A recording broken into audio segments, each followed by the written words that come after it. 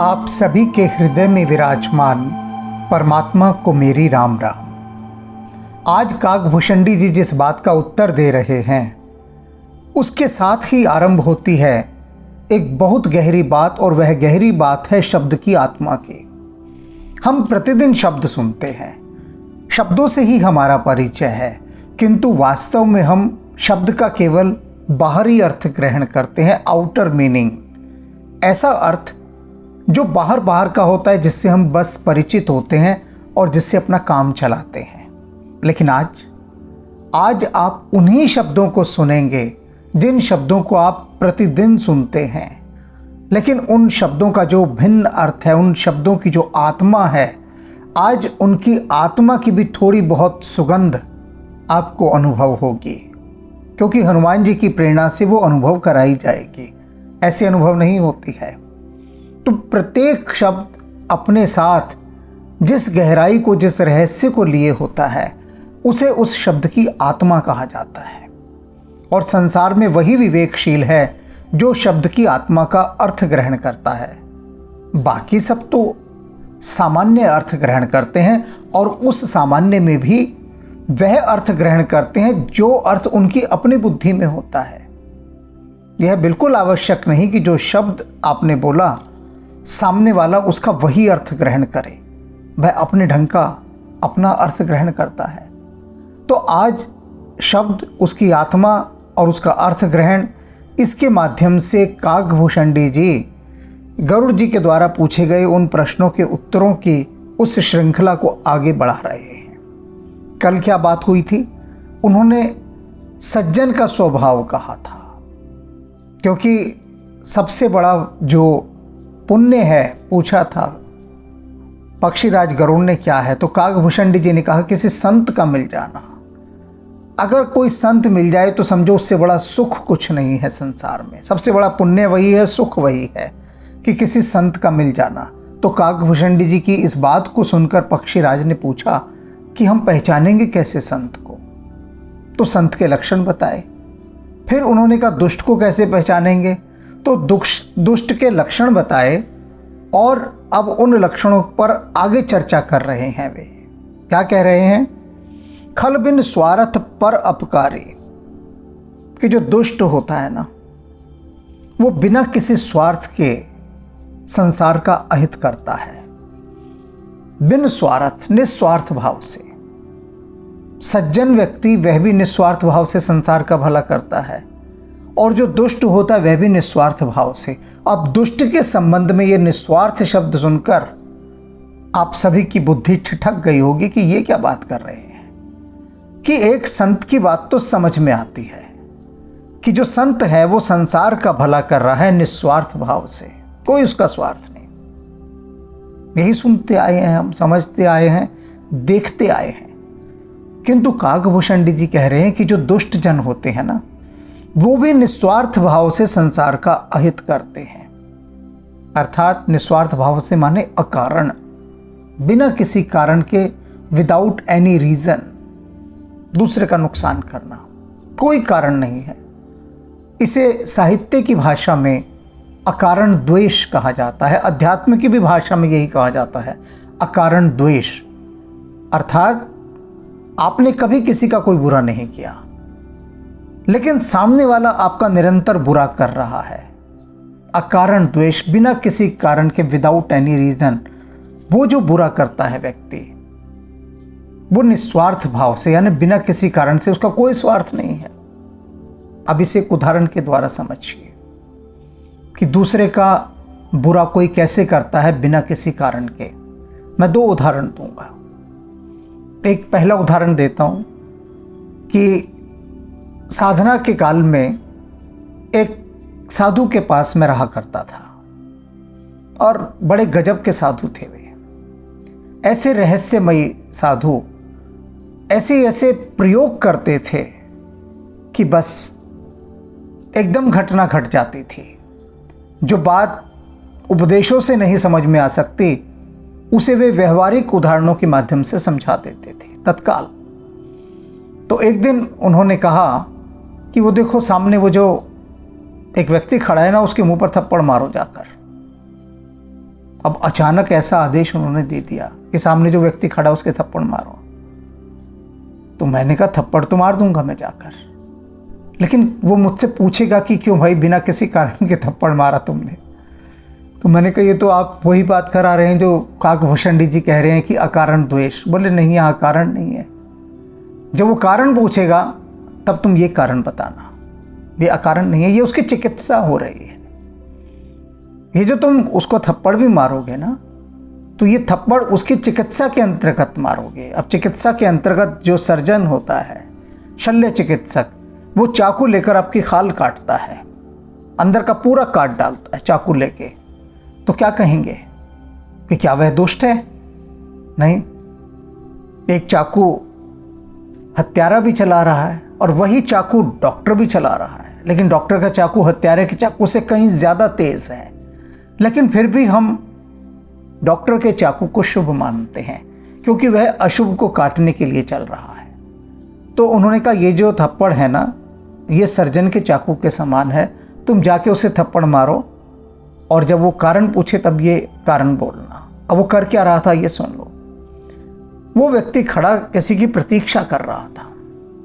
उसके व्यवहार से दिख रहा था बड़ा बेचैन सा था, और बेचैन होकर वो क्या कर रहा था, पास जो एक पौधा था बहुत सुंदर, उसके पत्ते तोड़ तोड़ कर फेंक रहा था नीचे। कुछ फूल थे उनको तोड़ता मसलता फेंक देता, तोड़ता मसलता फेंक देता।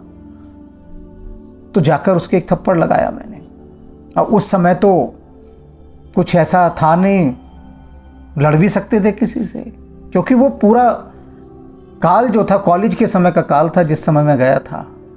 तो एक जोश होता है उस अवस्था में। तो जब उसके थप्पड़ लगा तो वो तिलमिलाया और बोला क्या बात है, मैंने क्या बिगाड़ा तुम्हारा जो तुमने मारा?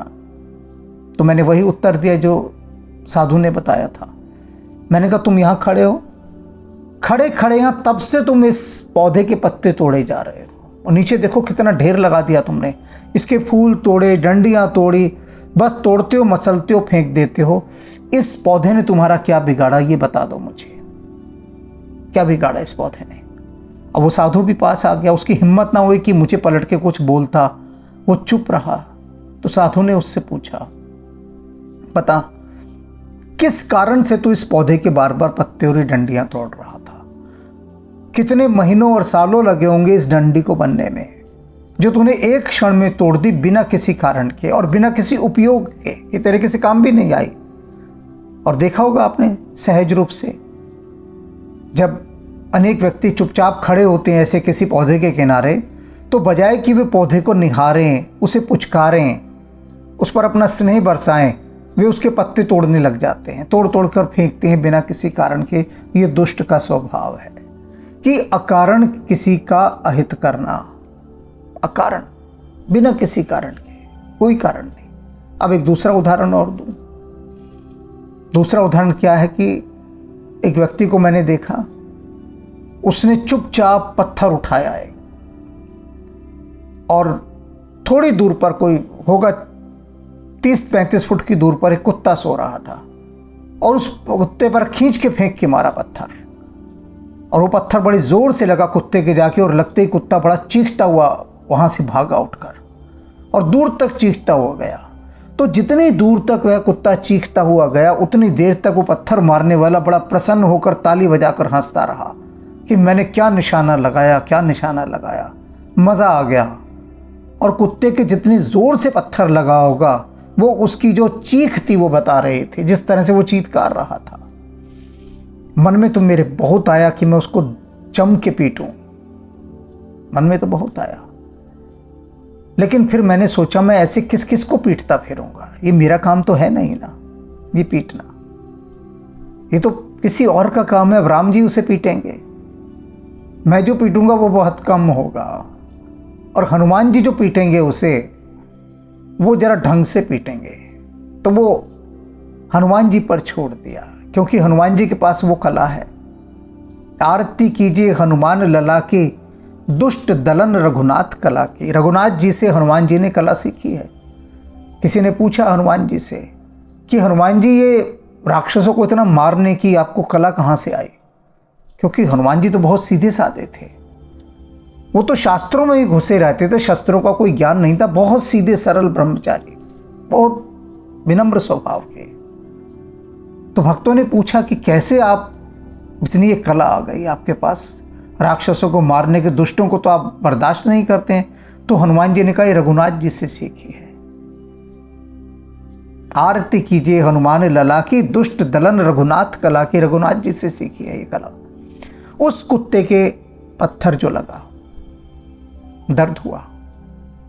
रावण सीता जी को उठाकर लाया, सीता जी को बहुत तकलीफ हुई, बहुत तकलीफ। उनके भीतर आग लग गई, विरह की अग्नि, राम जी से विरह की अग्नि। और उस विरह की अग्नि में वो इतना जल रही थी कि उन्होंने कहा, इस अग्नि को मुझे बाहर निकालना है। और जब हनुमान जी उनके पास गए तो वो हनुमान जी से कहती हैं कि ये लंका तुम्हारे हवाले। अब ये जो आग मेरे भीतर है, जो मेरा क्रोध है, इस मेरे क्रोध की प्रतिमूर्ति तुम बनकर जाओ हनुमान, और दिखा दो रावण को कि सीता के हृदय में कितना क्रोध तेरे लिए आग के समान जल रहा है। और ये जो आध्यात्मिक उपन्यास है सिया सुधिलाए, उसमें देखो हनुमान जी ने किस तरह से, कितने विकराल रूप में उस लंका का ध्वंस किया, कितने भयंकर रूप से हनुमान जी वहां पर लड़ रहे हैं। अगर किसी को लड़ते हुए हनुमान जी को देखना हो ना, कि हनुमान जी कैसे लड़ते थे, उनका लड़ने का तरीका कैसा था, तो ये सिया सुधिलाए आध्यात्मिक उपन्यास ने, हनुमान जी ने हमें दिखाया खुद कि देखो मेरा फाइटिंग सीन, देखो कैसे मैं दुष्टों को मारा करता था, देखो। और जिन भक्तों ने इन दृश्यों को देखा है वे साक्षी हैं इस बात के कि हम देखकर चकित रह गए हनुमान जी का वह रूप, कि किस ढंग से वे लड़ रहे हैं। तो युद्ध कला, युद्ध कौशल यदि हनुमान जी का देखना हो तो हनुमान जी के भीतर जो आग थी, अभी मैंने कहा ना कि जिसने उस कुत्ते को पत्थर मारा, अब उसको हनुमान जी मारेंगे। इनके हवाले वो कर दिया कि आप देखिए जी, मैं नहीं मारूंगा, आप मारिए।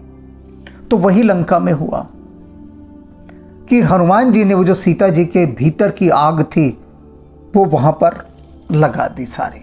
अब ये दुष्टों की बात है कि बिना किसी कारण के वे संसार का अहित करते हैं। खल बिन स्वार्थ पर अपकारी, अहिमूषक इव सुनो उर्गारी।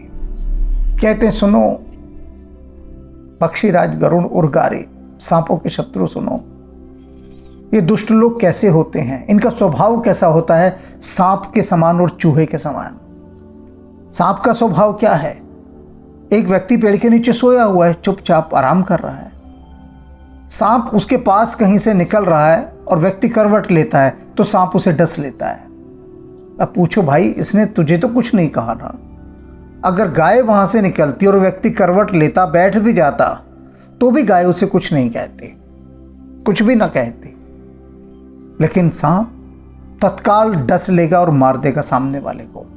कि अर्थात दुष्ट का स्वभाव सांप के समान होता है कि बिना किसी कारण के बस दूसरे को मारना ही उसका स्वभाव है। और चूहे के समान, चूहे का स्वभाव क्या है, आपकी किताबें काट जाएगा, बिजली के तार काट जाएगा, घर के कपड़े काट जाएगा, भूखा नहीं होगा, भूख नहीं होगी उसे, लेकिन उसका स्वभाव है काटना, कुतरना।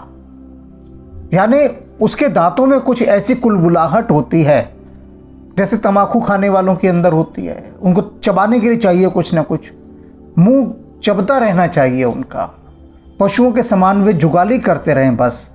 तो उनकी जो भीतर की टेम्पटेशन होती है, जो तलब होती है चबाने की, निरंतर चबाने की, तो वैसी ही चबाने की तलब चूहे के अंदर होती है। वैसी ही मैं जब गुटखा खाते हुए लोगों को देखता हूं तो मुझे लगता है तो चूहे हैं। जैसे चूहा कुतरता रहता है, कुछ ना कुछ कुतरता ही रहता है, वैसे वो चबाते ही रहते हैं कुछ ना कुछ, निरंतर चबाना, और उससे कुछ लाभ नहीं हो रहा। चूहे ने आके आपकी बिजली की तार काट दी, कंप्यूटर की तार। अब कोई चूहे को बुलाकर पूछे कि मूषक राज जरा बताइए तो सही, क्या आपका पेट भरा? वो तार के प्लास्टिक के टुकड़े भी वहीं पड़े होंगे, सब कुछ, लेकिन उसे काटना है। अनाज की बोरी काट दी। कुछ भी हो, उसका स्वभाव नुकसान करना है, वो नुकसान करेगा ही करेगा। ये स्वभाव है, ये स्वभाव है। तो काकभूषण जी कह रहे हैं कि इनका स्वभाव कुछ ऐसा होता है कि ये चाहकर भी संसार का भला नहीं कर सकते। उस अपने स्वभाव के अंतर्गत निरंतर निस्वार्थ भाव से बिना किसी कारण के बस संसार का अहित ही करेंगे, जब भी करेंगे। भला इनसे हो ही नहीं सकता। पर संपदा विनाश न साहें, वे पराई संपदा को, पराई धन को बिन से ही न साए, उसका बिल्कुल सर्वनाश करके छोड़ते हैं। एक ध्येय यही होता है कि किस तरह से पराई संपत्ति को हम नष्ट करें, नुकसान पहुंचाएं। मैं रेल में बचपन में गांव जाया करता था। डेली पैसेंजर की जो ट्रेन चलती है सभी होते हैं, तो उसमें बहुत सारे ऊत होते थे। ऊत कहते हैं उसको जो बहुत ही उपद्रवी लोग होते हैं, ऊत, घने ऊत। और वो ऊत क्या करते थे, 3-4 मिलके रेल का जो पंखा है उससे लटक जाते थे। 3-4 बोले पाड़ेंगे इसने, पाड़ेंगे इसने, पाड़ेंगे मतलब उखाड़ देंगे। और जब 4-5 जन उसको पकड़ के खींचते थे वो तो उखड़ ही जाता था। बोला पाड़ दिया हमने, अब पाड़ दिया तो अब क्या करें, अब घर ले जाएंगे इसको, शीशा तोड़ देंगे, कुछ ना कुछ तोड़ेंगे, मतलब तोड़ेंगे। बचपन की मुझे सारी यादें हैं। गांव में शादियां होती थी तो गांव के अंदर बारात आती थी, उनको घेर में चौपाल में ठहराया जाता था, खाट आती थी। तो जाते समय बाराती क्या करते थे, 4-4 5-5 बाराती इकट्ठे हुए और उसकी जो बाही होती है, यानी उसकी जो लकड़ी होती है चारपाई की, उसके ऊपर चारों एक साथ कूदते थे और वो टूट जाती थी। तो जाने से पहले वो लड़की वालों की सारी खाटें तोड़ कर जाते थे, मटके तोड़ देते थे, घेर को जो चौपाल थी उसको बिगाड़ कर जाते थे, पूरा पूरा बिगाड़ कर। तो ये जो उबादी हैं, उत्पाती हैं, ये संख्या में अधिक हैं धरती पर, बहुत अधिक हैं। और जो गांव के बड़े बूढ़े भी जाते थे वो बेचारे चुपचाप देखते रहते थे कि भाई क्या करें, क्योंकि वो उबाद कर रहे हैं, तोड़ रहे हैं, नाश कर रहे हैं। तो उनका स्वभाव क्या है, पर संपदा विनाश ही नसाने, दूसरे की जो संपदा है, संपत्ति है, उसका नाश करना ही उनका एक स्वभाव होता है। भीतर उनकी सारी आकांक्षा यही होती है। अब देखते हैं ना आप संसार में कितने उपद्रवी लोग हैं, कितने उपद्रवी। जब दंगे होते हैं देखा होगा, भीड़ की भीड़ आती है, पत्थर उठाकर मार रही है। किसके लग रहा है पत्थर, कभी उन्होंने सोचा? संपत्ति नष्ट हो रही है, किसी व्यक्ति के लगे, उसने तुम्हारा क्या बिगाड़ा जिस व्यक्ति के पत्थर लगा। लेकिन उस उग्र भीड़ का एक ही स्वभाव है, वो दुष्टों की भीड़ है, उग्र भीड़। क्या कि जितनी संपत्ति है उसको नष्ट कर देना, चाहे वह देश की हो, पड़ोसी की हो या किसी अज्ञात व्यक्ति की हो, उनका स्वभाव है नष्ट करना। तो ये उन्होंने स्वभाव बताया दुष्टों का कि देख लो पक्षीराज गरुड़, ये स्वभाव होता है उनका। जिमि ससी हति हिम उपल बिलाहिम। और ये कैसे होते हैं दुष्ट? ये ऐसे होते हैं कि दूसरों का नाश करने के प्रयास में अपना भी नाश कर लेते हैं। अपने नाश की इनको चिंता नहीं होती, हो जाए पर दूसरे का नाश होना चाहिए। वो तो कहते हैं ना कि हम तो डूबेंगे सनम, तुम्हें भी ले डूबेंगे। अपना नाश। अभी कैसे बता रहे हैं कि उदाहरण के द्वारा, कि आसमान से ओले गिरते हैं, बर्फ के टुकड़े। अब वो ओले जब फसल के ऊपर गिरते हैं तो फसल को नष्ट कर देते हैं, बिछ जाती है पूरी फसल, खड़ी फसल बिल्कुल ऐसे हो जाती है जैसे कि लाशें पड़ी हो। मार देते हैं सारी फसल को, और मारने के बाद ओले खुद भी मर जाते हैं, खुद बचेंगे थोड़ी ना। लेकिन उनका स्वभाव क्या है ओलों का? ओले गिरकर कभी भला किसी का भला करते हैं क्या? जहां भी गिरेंगे, कहते हैं ना सिर मुड़ाते ही ओले पड़े। ओले पड़ना ही प्रतीक है कि मुसीबतों का आना। तो ओले दुष्टों के समान होते हैं, जो जहां गिरेंगे फसल पर गिरेंगे, फसल का विनाश करेंगे, बिना किसी कारण के करेंगे, और खुद भी नष्ट हो जाएंगे, आखिर में खुद भी नहीं बचेंगे। दुष्ट उदय जग आरत हेतु। और कहते दुष्टों का जो जन्म हुआ इस संसार में, किसके लिए हुआ है? संसार का अहित करने के लिए। उनका जो अभ्युदय होता है, दुष्ट उदय जग आरत हेतु, संसार को सताने के लिए, संसार को दुख देने के लिए उनका जन्म इसीलिए होता है। एक व्यक्ति को मैं देख रहा था बहुत देर से, खड़ा हुआ सिगरेट पी रहा है, बहुत तेजी तेजी से सिगरेट पी रहा है। सिगरेट पीता उसको फिर देखता निहारता कि अच्छा इतनी बच गई, फिर खींचता। उसका धुआं उसके नाक से निकल रहा था, मुंह से तो निकल ही रहा था, धुआं ही धुआं। एक उसके अंदर एक तीव्रता थी, एक जल्दीपना था कि किसी तरह फटाफट वो सिगरेट को ख़त्म करे। लगातार खींचे जा रहा था और सिगरेट जब ख़त्म हो गई, थोड़ी सी बची, तब भी उसे अंत तक खींचता रहा। और वहाँ तक खींचा उसने जब उसको ये लगने लगा कि उसका तो हाथ जल सकता है। सिगरेट फेंकी, थोड़ी देर बेचैनी में अपनी छाती वाती मसली, सिर खुजाया, इधर उधर देखा। फिर उसकी बेचैनी ने उससे एक सिगरेट और निकलवा ली। उसने फिर वो सिगरेट जलाई और फिर उसी तरह से तेज़ी से उसको खींचता रहा। और मैं उसको देख रहा हूँ लगातार, और उस व्यक्ति ने भी मेरी तरफ देखा कि मैं उसे देख रहा हूँ। पहले तो उसे लगा यूं ही मेरी तरफ नज़र पड़ गई होगी, लेकिन जब उसने देखा मैं बराबर उसको देखे ही जा रहा हूँ, एक टकटकी लगाकर, तो वो घबरा गया। अगर आपको कोई लगातार देखता रहे, ताड़ता रहे, तो एक घबराहट भीतर पैदा हो जाती कि क्यों देख रहा है मुझे। तो व्यक्ति भी घबरा गया, बहुत देर तक असहज हो गया। असहज माने कॉन्शियस, बहुत कॉन्शियस हो गया। मैं लगातार देखे जा रहा था और उसके भीतर इतनी घबराहट बढ़ गई मुझे लगातार देखते देखते कि वो मेरे पास आया और बोला, क्या बात है, आप मुझे तब से लगातार देख रहे हैं, क्यों देख रहे हैं, क्या बात है। मैंने कहा बात बता दूं? कहता हाँ बता दो।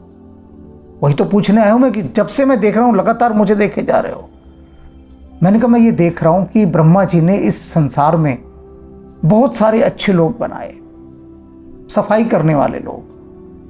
तो ब्रह्मा जी से किसी ने कहा कि जब सफाई करने वाले इतने लोग बना दिए तो सारा संसार साफ होगा, तो सफाई करेंगे किसकी?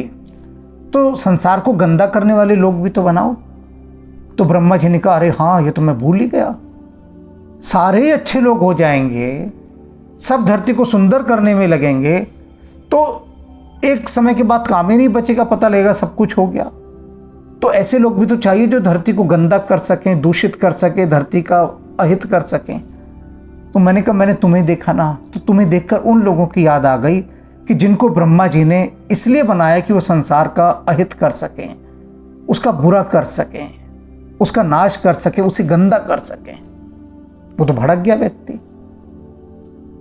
कहता आपने ऐसा क्या देखा मुझ में, मैंने ऐसा क्या किया कि जो संसार को गंदा किया हो और संसार का बुरा किया हो? मैंने कहा तब से यही तो देख रहा हूं मैं, तुम लगातार सिगरेट पर सिगरेट खींचे जा रहे हो। खींच रहे हो? बोला हाँ खींच रहा हूं। तो मैंने कहा फिर तुम संसार का अहित करने के लिए ही तो तुमने जन्म लिया है। इन पेड़ों ने शुद्ध हवा दी, प्रकृति ने सबको सांस लेने के लिए शुद्ध वायु दी, ऑक्सीजन जिसे कहते हैं। मैंने कहा दी? बोला हाँ दी। मैंने कहा तुमने क्या किया, या हम सब क्या कर रहे हैं, उस ऑक्सीजन को भीतर ले रहे हैं और बदले में क्या लौटा रहे हैं? Carbon dioxide. अर्थात प्रकृति ने हमें शुद्ध हवा दी और हमने प्रकृति को वापस रिटर्न गिफ्ट क्या दिया? जहरीली हवा लौटाकर, कि ये लो हमारी गंदी हवा लो। बरोबर? कहता हाँ बरोबर। और मैंने कहा और बरोबर क्या? कि तुमने उसके अंदर ये जहरीला पदार्थ भी डाला और धुआं भी लौटाया साथ में। बाकी सारे इंसान तो धुआं नहीं लौटा रहे ना। और जैसे मैं तुम्हारे सामने खड़ा हूं, मैं सिर्फ सांस ले रहा हूं और उसके बाद विवश होकर, क्योंकि उसके बिना कोई चारा नहीं है, मुझे विवश होकर धरती को दूषित वायु लौटानी पड़ेगी। लेकिन तुम तो जहरीली लौटा रहे हो। सोचो जरा, तुमने धरती का कौन सा भला किया सिगरेट पीकर? तो तुम अकारण, बिना किसी कारण के, विदाउट एनी रीजन, इस धरती को बस गंदा ही करते जा रहे हो। बताओ तुमने क्या जन्म लिया? तुमने किस लिए जन्म लिया? कि तुम खूब सिगरेटबाज बनो और सिगरेटबाज बन के खूब धुआं फैलाओ और दूसरों को भी बीमार करो। तुम्हारे धुएं से कोई स्वस्थ थोड़ी ना होगा। अब एक व्यक्ति यज्ञ कर रहा है, हवन कर रहा है, वो परिवेश को शुद्ध कर रहा है, उसमें जड़ी बूटियां डाल रहा है, तुम क्या कर रहे हो? तो तुम इसीलिए पैदा हुए हो, तुमको भगवान ने इसीलिए जन्म दिया है कि जाओ धरती को गंदा करो, क्योंकि तुम गंदा नहीं करोगे तो साफ करने वाले क्या काम करेंगे? अब वो बड़ा भौचक सा मुझे देखता रहा। खैर ये अलग बात थी, उदाहरण के लिए था। ऐसे ही कितने लोग हैं जिनका जन्म इसीलिए हुआ है, ब्रह्मा जी ने इसीलिए पैदा किया है कि तुम भैया खूब गुटखा खाओ, सारा दिन मुंह गुटखे से भरे रखो और फिर अपनी कार से शीशा नीचे करो, तुम्हारी महंगी कार हो या सस्ती कार हो या टेम्पू चलाते हो, और जो किनारे की पटरी है वहाँ पर खून की उल्टी कर दो, थूक दो उस पर। ऑफिस में जा रहे हो, सीढ़ियों पर थूक दो। तो तुम लोगों का जन्म इसीलिए किया है कि तुम जाकर इस धरती को गंदा करो। तो वे लोग अपना काम बड़ी मेहनत और ईमानदारी से करते हैं। मैं तुम्हें बता दूं, ये जितने पान खाकर फुटपाथ पर थूकना, दीवारों पर थूकना, दीवारों पर पेशाब करना, सिगरेट पीना, ये सब लोग अपने काम में पूरे परफेक्ट हैं, बिल्कुल परफेक्ट। वो गुटखा खा के दीवार पर थूक रहा है पान का, लाल कर देगा दीवार को, लेकिन साफ करने वाला उसे साफ नहीं करेगा।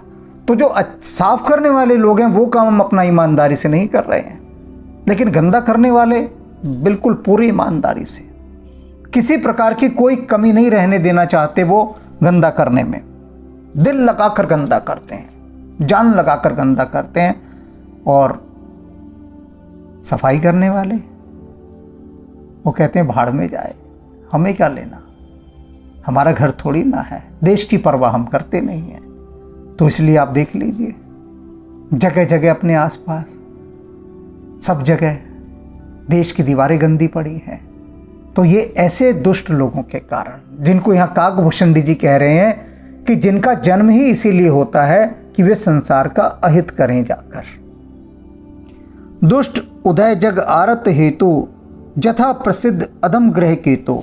जैसे कि वो अधम ग्रह होता है केतु, वो जो केतु ग्रह होता है वो अशुभ का ही सूचक होता है। केतु का आना मतलब कोई विनाश आएगा, वो विनाश के लिए ही प्रकट होता है।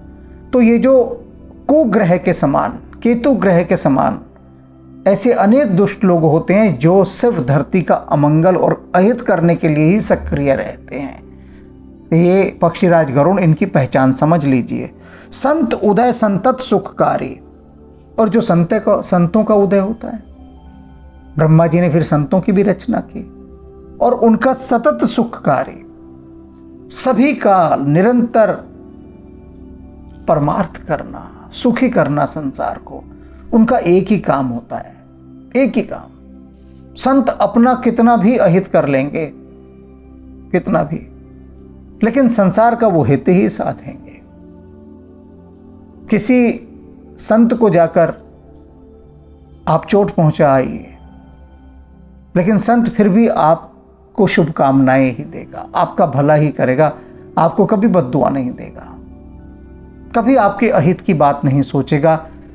अधिक आप पर उसको प्रेम आएगा यदि आप उस पर अत्याचार करेंगे। तो ये संत का स्वभाव होता है कि उसका जो अभ्युदय होता है संत का, वो सदा दूसरों को सुख देने के लिए होता है। भगवान ने इसीलिए तो संतों को उतारा कि जाओ, ये जो दुष्टों के कारण लोग इतने तड़प रहे हैं, सताए जा रहे हैं, पीड़ित हैं, दुख पा रहे हैं, जाओ उन पर औषधि लगाओ, मरहम लगाओ, उन्हें शांति पहुंचाओ, सुख पहुंचाओ। इसीलिए परमात्मा ने संतों की रचना की। संत सबको सुख देने के लिए आए हैं। विश्व सुखद जिम इंदु तमारी। दुष्ट किसके रूप हैं? सांप के और चूहे के। सांप और चूहे के समान सारे संसार का अहित करते हैं। और संत किसके समान है? चंद्रमा के और सूर्य के समान। क्योंकि चंद्रमा और सूर्य जिनका आना ही संसार के लिए सुखकारी हो जाता है, इसी प्रकार से संतों का आना भी। अब चंद्रमा का उदय होता है पूर्णिमा, देखो पूरी धरती कैसे चांदनी से नहा जाती है पूर्णिमा पर। और सूर्य का आना, जैसे ही भगवान सूर्य आते हैं पूरा संसार खिल उठता है, सब आश्वस्त हो जाते हैं, निर्भय हो जाते हैं। रात को सबको डर लगता है क्योंकि भगवान सूर्य नहीं होते, और जब वे आते हैं तो डर समाप्त हो जाता है। तो संतों की उपस्थिति में डर नहीं लगता, शांति सुख का अनुभव होता है। जिस प्रकार से चंद्रमा और सूर्य के आने से पूरा संसार सुखी होता है, इसी प्रकार संतों के आने से सारा संसार सुखी होता है। दुष्टों के आने से, दुष्टों का आना सांप और चूहे के समान है। पता है कि दुष्ट आया है तो किसी न किसी को कुछ दुख देकर ही जाएगा, ये बिना दुख दिए जाएगा ही नहीं। उसका आना ही दुख देने के लिए होता है। और संत आए हैं तो आशीर्वाद देकर जाएंगे, निहाल कर कर जाएंगे, आपको सुखी कर कर जाएंगे।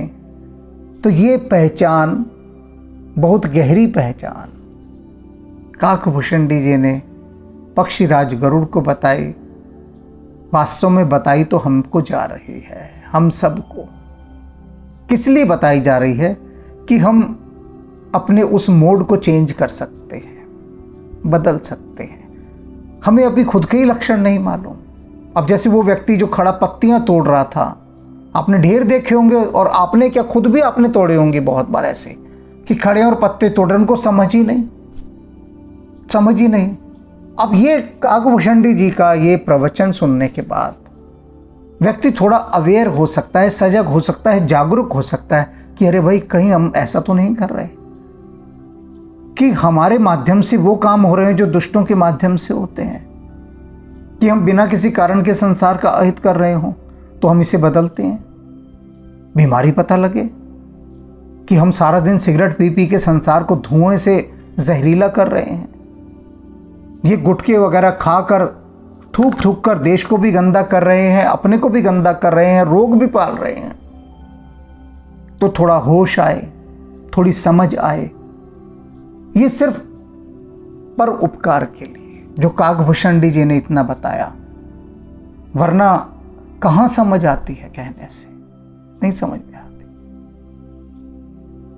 रामधारी सिंह दिनकर ने कहा एक कविता में, है बहुत बरसी धरित्री पर अमृत की धार, पर नहीं अब तक सुशीतल हो सका संसार। कहते हैं न जाने कितने संत आए, है बहुत बरसी धरित्री पर अमृत की धार। इस धरती पर अमृत की धार क्या कम बरसी है? कितने अवतार आए, कितने संत आए, कितने महापुरुष आए। है बहुत बरसी धरित्री पर अमृत की धार, पर नहीं अब तक सुशीतल हो सका संसार। लेकिन अभी तक भी किसी को करार नहीं आया, चैन नहीं आया, शीतलता नहीं आई। क्या संसार सुखी हो गया? अब तक तो सुखी हो जाना चाहिए। न जाने कितनी लंबी फहरिस्त है, लंबी लिस्ट है संतों के, महात्माओं के, अवतारों के, महापुरुषों के आने की, पर नहीं अब तक सुशीतल हो सका संसार। तो संसार अभी तक सुशीतल क्यों नहीं हो सका? भोग लिप्सा आज भी लहरा रही उद्दाम, बह रही असहाय नर की भावना निष्काम। वो इसलिए हो रहा है कि ये जो इतने दुष्ट निरंतर आकर इस संसार का अहित करते हैं, ये सुशीतल नहीं होने देना चाहते। संत तो आग बुझा रहे हैं आके, लेकिन आग लगाने वालों की कमी थोड़ी ना है, बुझाने वालों की कमी है। बुझाने वालों की, लगाने वालों की, पग पग पर आग लगाने वाले हैं, पग पग पर। तो इसलिए इस प्रवचन के माध्यम से काकभूषणी जी यही कह रहे हैं कि सोचिए कि कहीं ऐसा तो नहीं कि आपके कारण या अकारण या अज्ञानवश कहीं संसार में आग लगाई जा रही हो, कहीं उसका अहित किया जा रहा हो, कहीं उसे दूषित किया जा रहा हो, कहीं उसे गंदा किया जा रहा हो। अगर ऐसा है तो उस ऐसे पर ही विचार करना है। राम राम।